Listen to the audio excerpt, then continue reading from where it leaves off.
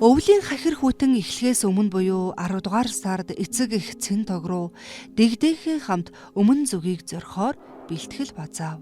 Тэд улс голын хөндийгөөс 3150 км орчим үргэлжлэх урт замыг туулж Хятадын Хойян нууранд хүрч өвлчхөөр нүүдлэн инхүү эхлүүллээ. Өвлжих газраа хүрэхийн тулд тэд нүүдлийн замдаа 2-3 удаа 2 баа түүнээс дээш хоногоор амарч тамир тэнхээгээ нөхөөд цааш нүүдлээ үргэлжлүүлнэ. Цэн тогрууд маань цаг агаарын хүнд ширүүн ам өрсөн нөхцөлдч нүүдлээ үргэлжлүүлсээр зорьсон газраа ирлээ. Ингээд Хойян нууранд бусад тогроонуудтай нийлж сүрэг үүсгэн ойролцоогоор 4 сарыг өнгөрөв. Хаврын сар эхлэх үеэр буюу 3 дугаар сард цэн тогрууд маань нутгийн зүг нүүдлээ эхлүүллээ.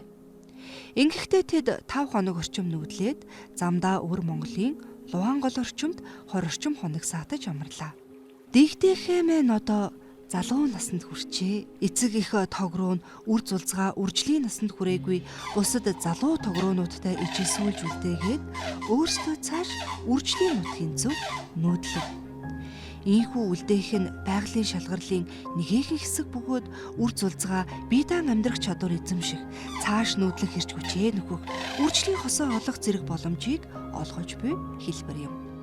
Эцэг их тогруу цааш 900 гаруй км газар нүүдлэн нисэж дунджаар 4 хоногийн дараа төрсөн нутгийнхаа буйранд буюу улс голын хөндийд байх холбоо нуурандаа ирэв.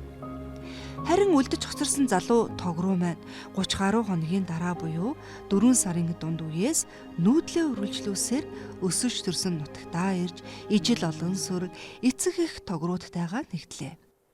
Энэ хавар бас дахин олон дэгдээхээ мэдлэх нь дамжиггүй. Цэн тогруунд дэлхийд ховордож буй шувуу бөгөөд ердөө 7000 орчим бий. Эдгээр шувуудын дийлэнх нь манай улсад өндөглөн зустгаа гэдэг судалгаа бий. Харамсалтай нь хүний хүчин зүйлсээс шалтгаалan тэдний амьдрах орчин болох зэгс бүхий ус намгархаг газрууд ширгэн доройтож байна.